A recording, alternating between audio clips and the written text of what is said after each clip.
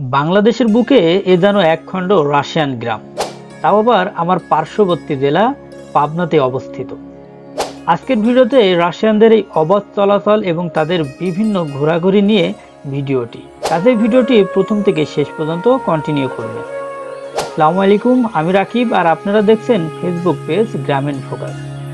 সামনে যে দৃশ্যটি দেখতে পাচ্ছেন এটি হলো বাংলাদেশের ইতিহাসের সাক্ষী রূপপুর পারমাণবিক বিদ্যুৎ কেন্দ্র তুললি। আর আমার বাম পাশে রয়েছে আরেক ঐতিহ্যবাহী হার্ডিং ব্রিজ।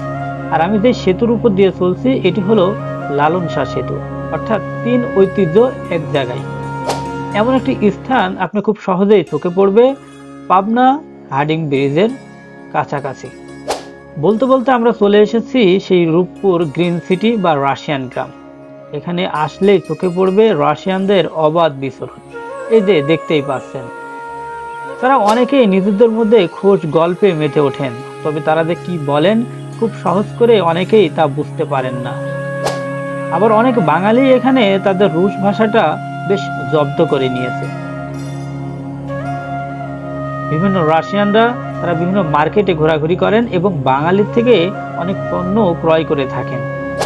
রাস্তায় আসলে চোখে পড়বে এই রাশিয়ানদের অবাধ বিচরণ, আর বিশেষ করে তাদের থাকার জন্য যে বিল্ডিংগুলো সেটি আসলে নজর কাড়বে আপনার নিশ্চয়।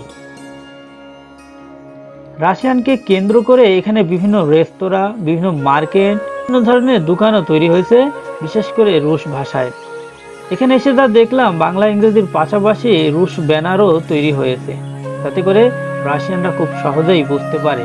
তবে এমন একটি স্থানে এসে অবশ্যই আপনাকে শান্ত থাকতে হবে, কেননা এই স্থানটি সম্পূর্ণ প্রশাসনিক নিরাপত্তার চাদরে জড়ানো। ভিডিওটি কেমন লাগলো সেটি অবশ্যই আমাদের জানাবেন।